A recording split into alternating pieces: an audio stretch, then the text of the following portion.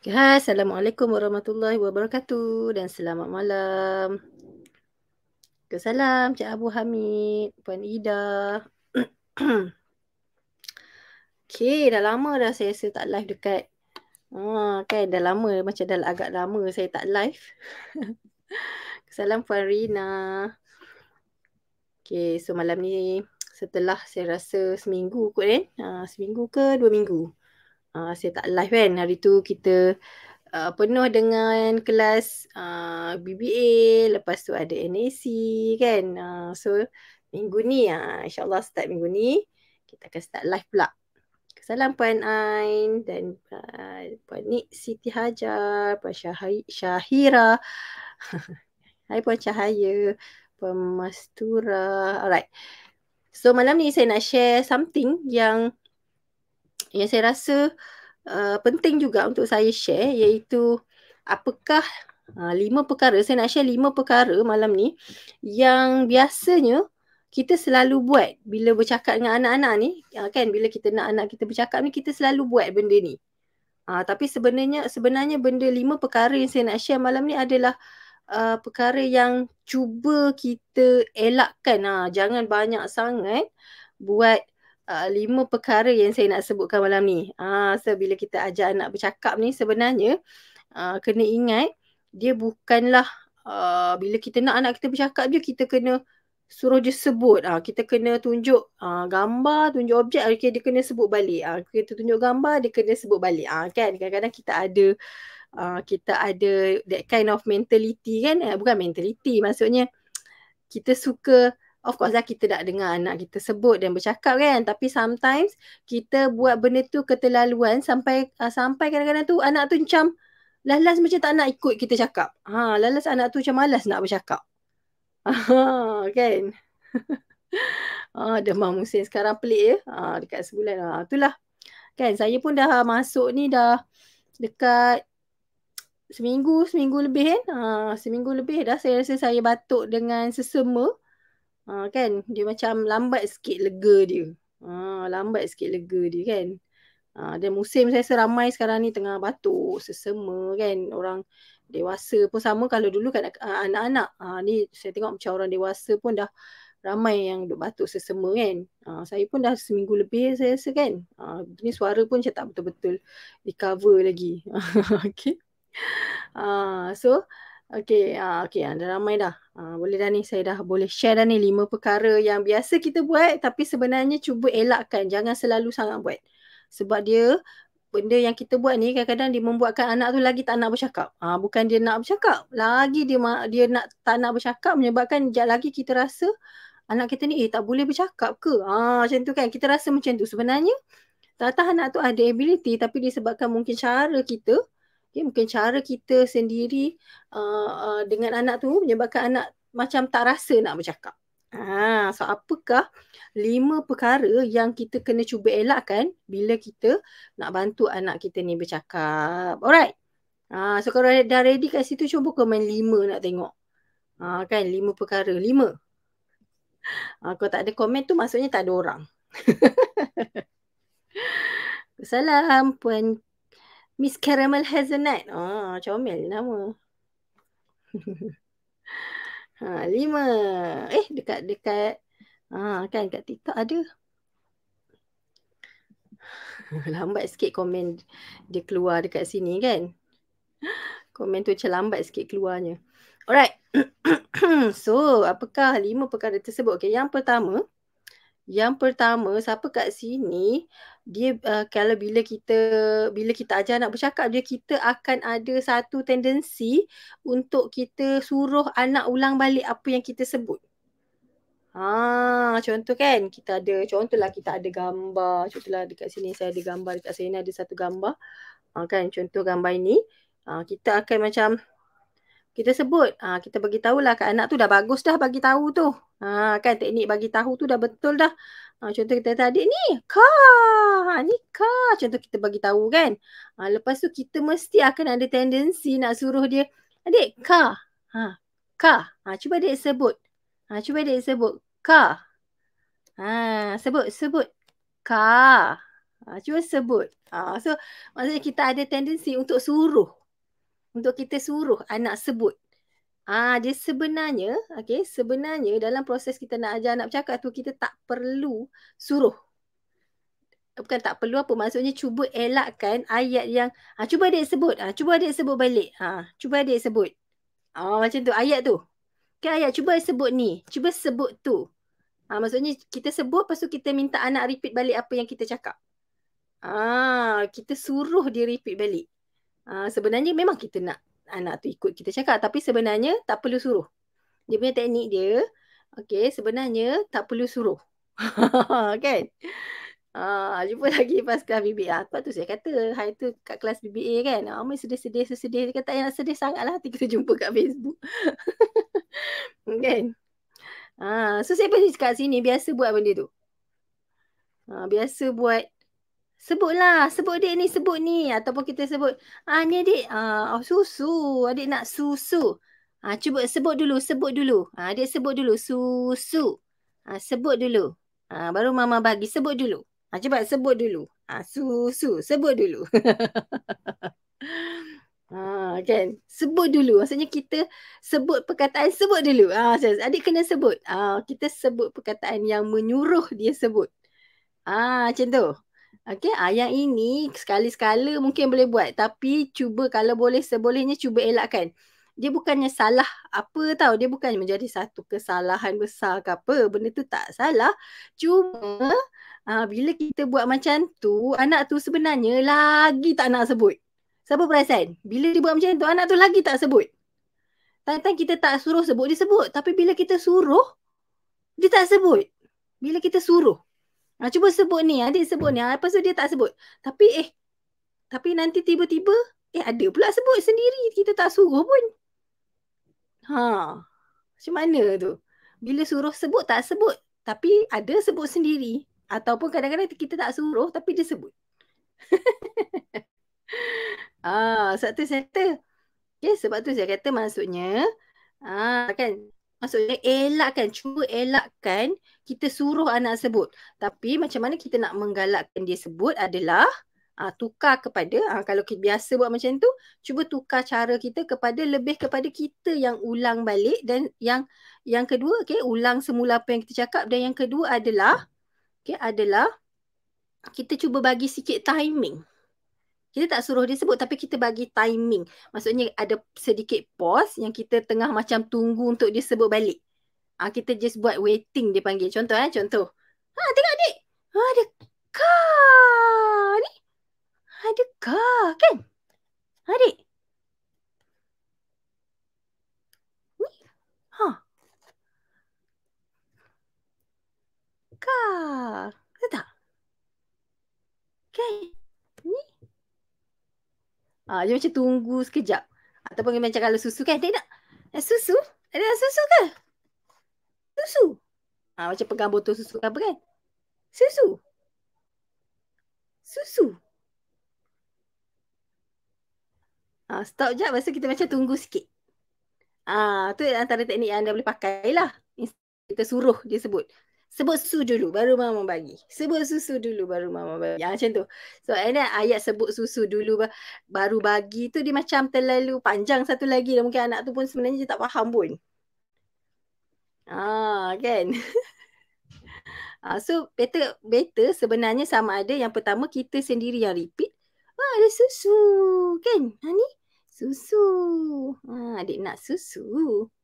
So kalau anak tu tak sebut balik, kita dah tunggu anak tu tak sebut balik, tak apa, bagi je. Bagi je. Janganlah tunggu sampai berjam-jam. Tak perlulah lama sangat. Kita buat waiting tu dalam paling-paling lama pun 10 saat tu paling lama lah kita tunggu tu. So kalau let's say memang 10 saat tu tak ada, maksudnya tak ada. Maksudnya bagi je lah dulu, nanti buat lagi. Nanti cuba buat lagi. So dia taklah rasa terlalu di-push tu. Kita bagi ruang untuk supaya dia cuba sebut. Tapi kalau dia cuba sebut walaupun tak betul, walaupun tak tepat, kan kita macam adik, adik nak susu ni. Susu. Nak susu. Susu. So katalah dia cuba sebut macam something lah, bunyi yang tak tepat langsung. Kalau tepat pun baguslah. Kalau tak tepat langsung pun bagi juga for the effort. Bagi juga untuk permulaan tu, untuk effort dia yang cuba mengeluarkan suara tu. Okay, so cuba tukar daripada kita selalu suruh anak sebut dan kepada kita banyak buat waiting teknik ataupun kita yang ulang banyak kali. Bukan anak ulang, kita yang ulang. Right, tu yang pertama. Okay, so yang kedua. Dapat yang pertama? Okay, yang kedua pula. Apakah benda perkara yang kita kena elak? Maksudnya saya katalah, benda tu dia tak adalah salah. Tak adalah anak tu jadi delay ke apa, bukan. Bila kita buat ni, cuma kita susah nak dapat input daripada anak. Dia macam tu. So sebab tu saya kata cuba elakkan tapi kita tukar kepada strategi yang lain. Okay. Nombor 2 adalah kita minta anak ulang balik apa yang dia dah sebut. Ini pun selalu juga. Of course lah, kita suka kan seronok dengan anak tu sebut. Tiba-tiba dia tengok gambar. Lepas tu dia sebut, cat. Contohlah kan, selama ni macam tak pernah sebut. Tiba-tiba hari ni dia sebut. Kan, mungkin kita dah ajar-ajar, tiba-tiba hari ni dia sebut. Cat, contohnya. Kan dia sebut perkataan tu spontan. Kita macam happy lah berbunga-bunga. So, kita pun suruh anak sebut lagi sekali. Apa dia, dek? Apa dia lagi sekali? Lagi sekali, dek? Apa dia? Ni, apa dia lagi sekali? Sebut lagi sekali, dek. Ni apa? Cat, lagi sekali. Macam tu. Okay? So, maksudnya kita suruh anak sebut lagi sekali. So, sebenarnya elakkan suruh anak sebut balik apa yang dia baru lepas sebut. Elakkan. Tak perlu suruh dia sebut balik. Walaupun kita masa tu excited, rasa macam nak lompat-lompat. Sebab dengar dia sebut. Kan? Siapa biasa buat benda tu? Bila anak sebut, kita excited, kita suruh dia sebut balik apa yang dia baru lepas sebut. Kan? Jadi kita selalu buat benda tu. Jadi benda tu sebenarnya tidak membantu untuk anak tu repeat balik dan cakap banyak pun. Dan kalau boleh elakkan benda tu, let je. So apa yang kita perlu buat? Kan, apa yang anda perlu buat bila anak sebut yang kita excited sangat ni? Kan, kita rasa excited sangat, kita tak nak bagi dia, kita tak nak minta dia ulang balik apa yang dia sebut. So apa yang anda boleh buat adalah, kan, macam maksudnya bila anak sebut, contoh dia sebut cat. Kita macam kan, cat. Kita macam terkejut, anak cakap kan, instead of kita suruh dia ulang balik apa yang dia cakap, kita yang ulang balik apa yang dia cakap. Minta dia sebut Umi tapi lepas dia sebut Abah. Tu saja macam gaduh. Kan? Kan? So maksudnya better kita yang cakap. Kenapa? Sebab bila kita cakap, kita ulang balik apa yang anak cakap, anak tu akan jadi lebih confident yang dia tengah cakap benda yang betul. Dia akan rasa, okay. And then satu lagi, bila kita ulang balik apa yang dia cakap, dia akan dengar perkataan tu lagi sekali, dia akan lebih ingat. Mungkin masa dia sebut sekali tu, kadang-kadang tu kan, anak walaupun dah sebut, kadang-kadang memory dia boleh hilang tau. Dia sebut sekali tu, lepas tu dia macam sama ada lupa ke, tak ingat ke, ataupun dia tak rasa dia perlu sebut banyak kali. Kalau kita sebut benda mana sebut banyak kali, betul tak? Secara normalnya, cuma bila disuruh ulang tu lagilah tak normal. Mana ada kita bersembang orang, kita minta orang ulang-ulang banyak kali benda yang dia sebut. Dah sebut tadi. Kalau asyik suruh ulang, kita pun nak marah, betul tak? Kan tadi dah cakap, pasal suruh ulang lagi. Macam tu. Kan? Okay, so maksudnya sekarang ni kita nak supaya anak ni tadi dia rasa macam, confident lah aku cakap betul. Dan satu lagi, kita nak supaya dia lebih ingat apa yang perkataan dia dah sebut tu. So, bila anak sebut, benda yang kita kena buat, instead of suruh anak ulang, kita yang ulang balik. Contoh anak sebut, cat. Kita pun, betul, cat. Cat tengah jalan contohnya. So maksudnya dia macam ni. Dia anak tu sebut something, kita ulang balik benda yang dia sebut tu, ulang balik dengan nada excited lah of course, tapi kita ulang balik. Cat, betul. Kan, and then tambah sikit information lepas perkataan tu. Contoh macam cat tadi dia sebut cat, mungkin gambar tu cat tu kucing tu tengah makan ke, tengah tidur ke, tak kisahlah, tengah main ke, comel ke, anything yang kita boleh tambah kepada perkataan cat tu yang related to that picture. Dia macam cat comel lah, comel cat ni. Dia cat. That's it. Cukup. Jangan tak perlu suruh anak ulang.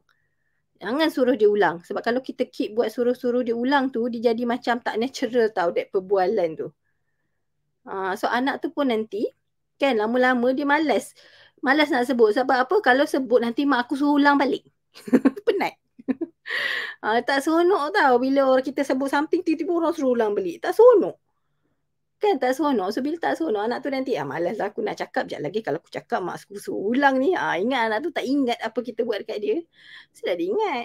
So kita sebut balik. So anak tu dia tak adalah terasa terbeban dan dia pun dapat information yang baru bila kita tambah words baru. Alright. So dapat yang kedua. Poin yang kedua. Okay. Saya nak masuk poin ketiga. Macam laju kan. Tak ada break tu. Kan tak payahlah lama. Saya tahu anda bukan dah stay lama-lama. Kan. Keluar masuk kan. Okay. So yang ketiga adalah. Yang ni pun biasa juga. Biasa saya ramai juga yang buat. Okay, maksudnya yang ketiga cuba elakkan. Okay, elakkan daripada kita suruh anak betulkan sebutan dia yang pelat masa tu juga. Kita keep suruh dia betulkan sebutan dia yang pelat tu berkali-kali. Contoh kalau dia sebut susu jadi cucu. Contohlah. Ataupun cu je. Tak kisahlah pelat macam mana. Buang separuh ke, salah sebut bunyi ke. Tapi maksudnya dia salah sebut. Okay, dia salah sebut perkataan tu. Contoh cu. Kita cakap susu. Dia pun cu. Kan? So kita terus betulkan. Elakkan daripada betulkan terus. Elakkan daripada kita keep suruh dia betulkan. Contoh kita sebut susu, anak sebut cu. Kan? Anak sebut cu. Lepas tu, bila anak sebut cu, kita pun alright. So bila anak sebut cu, kita pun cakap, adik susu. Sebut su. Su. Su. Su. Su. Sebut su. Su maksudnya kita betulkan terus.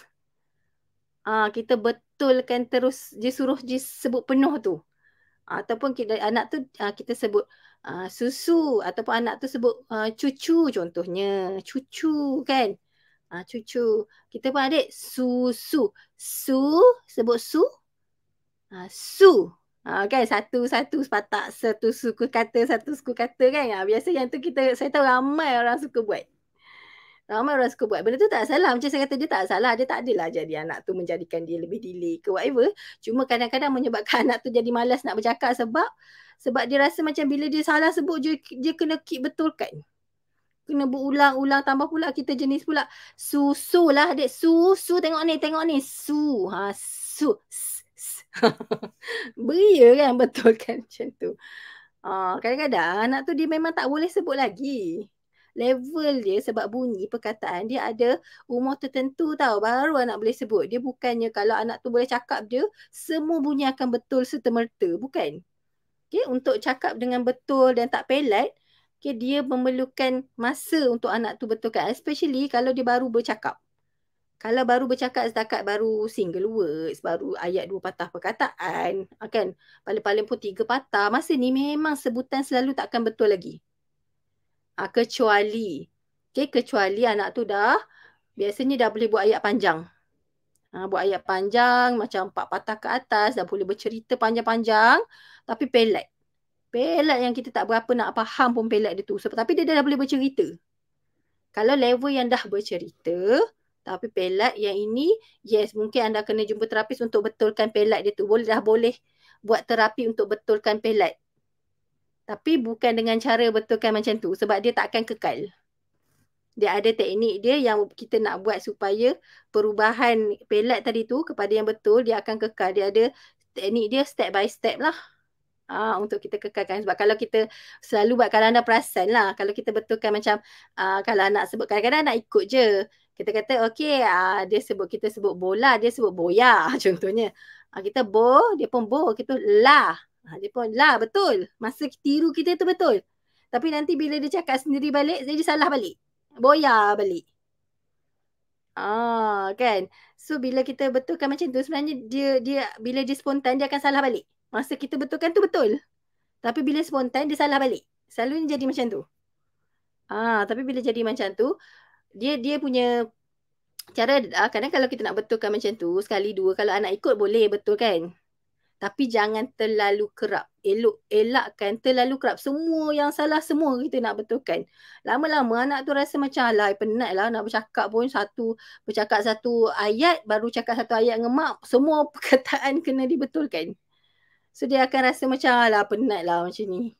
Sebab dia kan kalau anak yang tengah nak belajar bercakap, contohnya baru cakap sepatah-sepatah ataupun baru ayat 2 patah, baru ayat 3 patah, dia punya otak dia banyak digunakan untuk dia cari perkataan. Dia tengah nak cari perkataan macam apa nak pakai dalam situasi tu, apa perkataan nak pakai ni, nak minta makan dekat maknya apa perkataan nak pakai tah, macam mana nak sambung tah, that information, maksudnya benda tu dia kena cari. Macam kita sebab dah terror bercakap, kita tak perlu cari dah, automatik. Macam anak kita, dia macam seolah-olah baru belajar, tengah belajar bahasa yang dia baru dengar, baru belajar, so dia kena cari perkataan tu. Dah lah nak cari perkataan tu tak berapa nak jumpa, dah kena betul pula lagi sebutannya. Tak ke stres. Sebab tu saya kata elakkan untuk anak-anak buat macam tu. Maksudnya suruh dia betulkan sebutan ni bagi anak-anak yang bercakap level ayat single word ataupun 2 patah perkataan ataupun 3. Sampai 3 patah ke bawah tu elakkan daripada suruh dia betulkan terus. So macam mana kita nak buat? Kita yang sebut balik perkataan tu pada anak dengan sebutan yang betul dan kita streskan sikit bunyi yang dia salah sebut. Contoh anak tadi ni dia kata cucu. Kita sebut susu, dia sebut cucu. Oh, susu. Susu. Kita sebut je balik macam tu tapi tekankan sikit bunyi yang dia salah sebut tu. Actually dia dengar je benda tu. Cuma sekarang dia masih lagi tak boleh nak sebut. Tak reti lagi nak letak lidah kat mana. Yang betul je kat mana. Dia macam tu. Alright, ni kalau yang dah bercakap lah. Kalau yang belum bercakap, tak bolehlah betulkan sebutan. Okey, betulkan sebutan ni untuk yang dah bercakap. Kalau yang belum bercakap, kena ajar bercakap dulu. Alright. And nombor 4. Okay, nombor 4. Nombor 4 adalah elakkan bertanya soalan atas soalan atas soalan. Elakkan bertanya soalan di atas soalan di atas soalan. Soalan berderet nama dia. Contoh dia macam ni. Ni especially kalau anak yang dah bercakap sepatah-sepatah, kadang-kadang kita ada tendensi untuk tanya soalan di atas soalan di atas soalan. Kalau anak yang tak bercakap lagi pun kadang-kadang kita tanya soalan. Tapi tak bolehlah tanya di atas soalan sebab dia tak jawab. Betul tak? So kalau di atas soalan, contohnya, ni apa? Kan? Tanya ni apa? Anak tu pun jawab, car. Contoh. Lepas tu kita cakap lah, oh car warna apa? Warna apa car? Red. Car buat apa? Tu maksud dia soalan di atas soalan di atas soalan. Dah lah soalan ni apa? Lepas tu color apa? Lepas tu buat apa? Deret-deret soalan dia. Kan? Elak kan? Kenapa? Sebab benda tu pun sama. Dia tidak membantu anak untuk dapat vocab lebih banyak. Dia hanya menggunakan vocab yang dia ada sahaja. Dan satu lagi, manusia tak suka diuji banyak sangat. Kan? Kita macam testing. Kadang-kadang kita dah tahu dah. Dia tahu color tu. Kan tak tahu dah banyak kali dengar dah. Dia sebut color tu dan jawab soalan kita. Tapi disebabkan excitedness nak dengar dia bercakap tu, kita keep asking question. Dan benda tak membantu untuk dia develop vocab. Jadi apa yang kita nak kena buat adalah, okey, maksudnya bukan tak boleh tanya soalan terus. Boleh. Contohnya kita tanya dia, ni apa? Dia pun jawab cat. Lepas tu jangan sambung lagi dengan soalan. Kita sambung dengan ayat penyata. Contohnya huraikan sikit sebutan dia tadi tu. Contoh kita tanya ni apa? Dia pun jawab cat. So kita sambunglah. Cat. Kita respon dengan repeat balik apa yang dia cakap dan tambah sikit benda lain. Cat. Cat tengah makan kan? Ni? Cat makan ni. Dia makan ikan. Cerita sikit. Barulah bertambah vocab yang baru. Baru dia tahu, cat. Lepas cat tu boleh tambah makan lagi. Rupanya, perbuatan yang tengah buat tu makan. Nama dia. Macam tu nak sambung ayat dia. Kita tengah demo. Apakah what's next? Perkataan yang dia boleh pakai berserta dengan cat tu. Plus, kita tengah ajar dia vocab baru. So, bila vocab dia bertambah, nanti lagi panjang lah dia bercakap. Kalau kita keep asking question, dia hanya jawab benda yang dia dah tahu. Tapi kita tak tambah benda baru. Kalau kita tak buat, bercerita tadi, tapi cerita tu janganlah panjang sangat, pendek-pendek je, kan? Cuma kita tambah something new information. Tanya soalan tak salah, tapi dia jadi keterlaluan dan tak membantu anak untuk bercakap bila kita keep bertanya lepas satu soalan kepada soalan lain. Berderet-deret tu soalan. Sementara anak tu jawab. Okay. Dia macam itulah. So, elakkan untuk bertanya soalan di atas soalan di atas soalan. Alright. Okay. So, nombor 4. Nombor 5 yang terakhir. Okay. Nombor 5 terakhir adalah bombat. Elakkan bombat vocab. Bombat tu maksud dia apa? Kita bagi vocab non-stop. Bagus untuk bagi vocab tapi bukan non-stop. Non-stop tu apa maksud dia? Maksudnya contohlah kan, kalau tengah main, sebab ada yang aku suka tanya soalan atas soalan. Okay. So, katalah kalau masa kita tengah main dengan anak, elakkan tu kita bombat dengan apa tu kita panggil bahasa vocab tadi ni. Contohlah, memanglah orang kata kena banyak bercakap dengan anak. Tapi bukan bercakap tak berhenti tau. Contoh kita tengah main Lego, kita kata, oh adik, wah adik main Lego. Ni mama letak kat sini. Alamak dah jatuh lah. Mama ada warna oranye, warna merah, ni warna biru. Wah cantiknya. Wah tingginya adik buat. Tak berhenti. Tak berhenti vocab yang kita bagi tu boom kan. Tapi dengar macam best. Dengar macam best tapi non-stop. Berderet-deret, berjela-jela. Elakkan. Especially kalau anak tu masih lagi belum bercakap ataupun vocab dia sikit. Masih lagi dalam pada peringkat sikit-sikit lah, limited. Macam single words, ada berapa ketul. Kan? Elakkan bombat. So macam mana kita nak bagi kalau nak elakkan bombat? Make sure kita ada pause. Every time kita bagi vocab, kita ada pause dan bagi ruang untuk anak respon something. Contoh kita main Lego tadi ni, cakap adik, mama ada rat. Ni mama punya rat. Adik punya? Adik punya tu? Contoh kalau dia pegang colour apa, tu adik punya. Mama punya rat.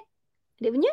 So kita bagi ruang untuk anak tu respon juga kat kita. So adalah interaction kita dengan dia tu. So kalau dia tak jawab, kita bagilah. Adik punya yellow. Mama red. Adik punya yellow. So kita connect dengan dia. Bukan kita shock sendiri bagi without connect dengan anak tu. Sebab kita kan nak kena ada connection, nak kena ada interaction. Kita kan nak sembang kita.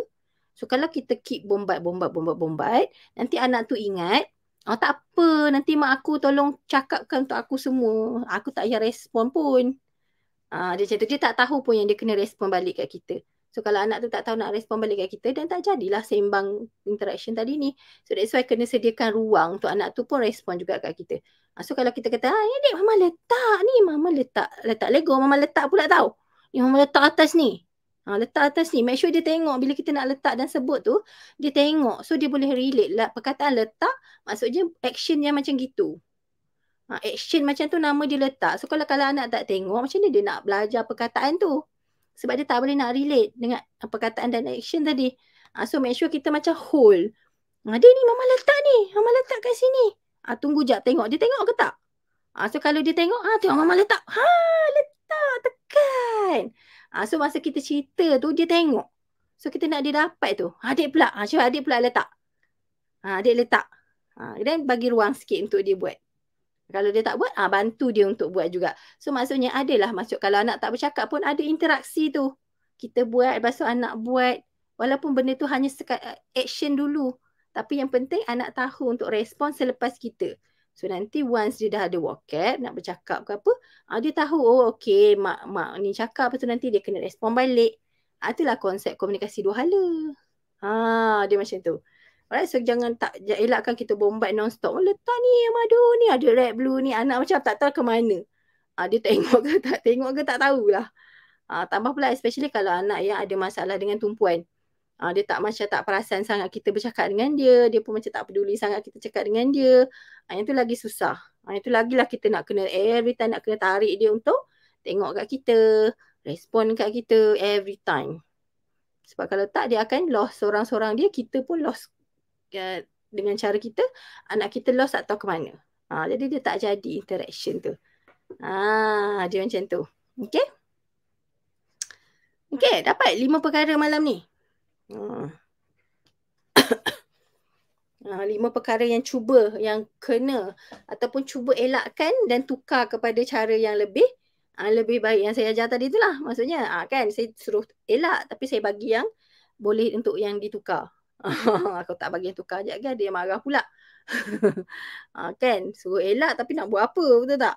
Jadi elakkan 5 perkara tu tapi tukar kepada 5 perkara yang tadi yang saya ceritakan tadi. Okey.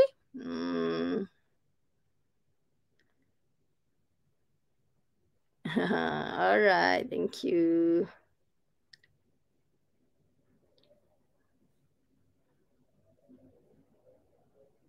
Macam mana nak handle anak yang suka cakap English dan kita reply BM? Cakap je lah, cakap BM je. Sebab vocab dia banyak English tu. Mungkin dia dapat English somewhere bukan daripada kita tapi daripada tempat lain. So vocab dia banyak English. Jadi dia gunalah perkataan yang dia tahu. Dalam bahasa yang dia tahu. Sebab dia bukannya tahu bahasa tu English. Yang dia tahu benda tu bahasa. Anak kita yang bercakap English tu, dia tak tahu pun nama bahasa yang dia cakap tu English. Dia tak tahu. Dia tahu itulah perkataan yang dia ada, yang dia boleh cakap tu refer to something. Dia macam tu. Okay? So kita jangan ingat, asal nak cakap English, kita cakap bahasa Melayu. Macam mana nak buat dia cakap bahasa Melayu? Ajarlah vocab Melayu. Tu je. Ajar vocab Melayu lah. Sebab sekarang dia ada vocab English. Dia dapat vocab English tu. Alright? Boleh recap 5 perkara tadi? Siapa tolong recap sekejap?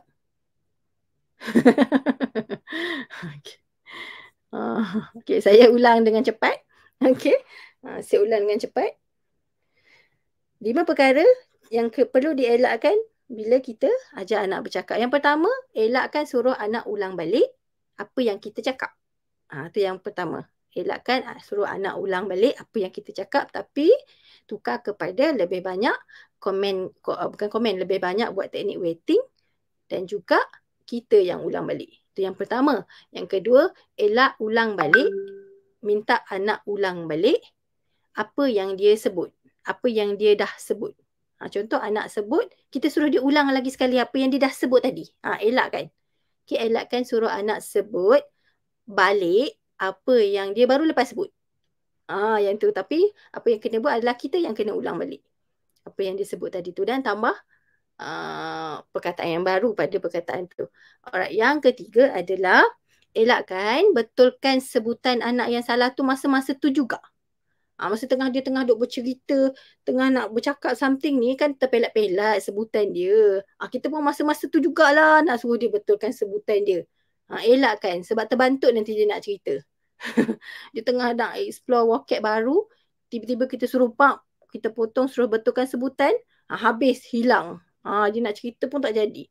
Dia tidak membantu untuk anak develop language. Tapi ada umur-umur tertentu dan level-level tertentu yang yes, kita kena betulkan sebutan tu tapi dengan cara ada teknik dia lah. Alright, so nombor 3. Nombor 4 adalah elakkan bertanya soalan di atas soalan di atas soalan. Soalan berterusan. Ni apa ni? Lepas tu ni kalau apa? Dia buat apa? Ni nak pergi mana? Ni kat mana? Berderet-deret soalan dia. Back to back. Elakkan.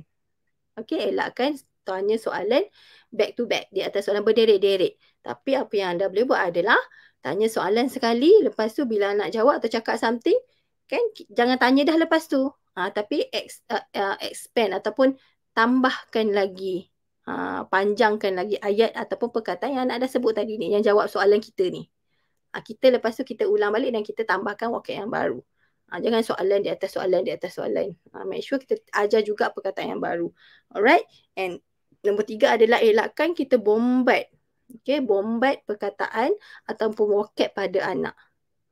Bombat. Bombat ni maksudnya kita bagi vocab tu non-stop. Tanpa kita tunggu. Tanpa kita bagi ruang untuk anak tu explore. Tanpa kita ruang bagi anak tu respon pada kita. Tapi kita duk bagi banyak bombat. Bombat lah cerita dia. Anak tak respon pun kita berasah juga. Kan dia tidak membantu untuk anak tu develop communication. Alright. Thank you Puan Zunadwah. Dia bagi point dekat, share point dekat situ. Alright. So itulah saya recap 5 perkara yang kita kena cuba elakkan Tapi kita tukar cara kita. Kalau terbuat juga benda tu tak salah. Tak adalah menjadikan anak tu apa lebih teruk ke apa. Tak.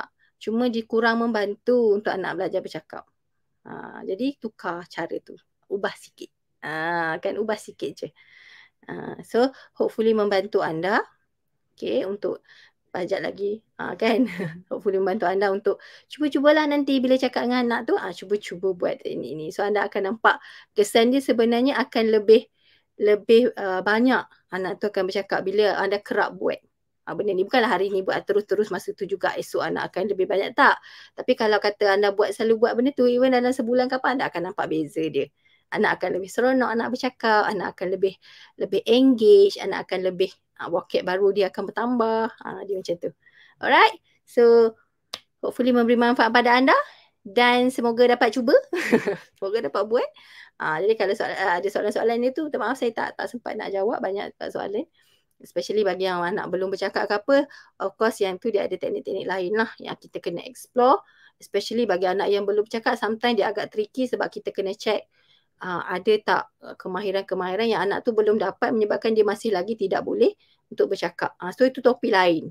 Itu topik lain lah kita tak, maksudnya saya tak boleh lah nak share benda tu dalam satu masa ni sebab dia panjang. Okay. Alright, toilet train ni kena tanya saya punya team occupational therapy. Rasanya diorang ada buat juga live-live berkenaan toilet train untuk anak delay semua ni. Tu team saya occupational therapist akan buat biasanya. Biasa pukul 10 pagi. Biasa tu sesi diorang. Okay. So thank you so much. Kita jumpa lagi next time insyaAllah dalam sesi-sesi live yang lain. Dengan topik-topik yang lain pula. Alright, so semoga bermanfaat untuk anda. Itu saja dari saya. Thank you so much. Selamat malam. Assalamualaikum. Bye-bye.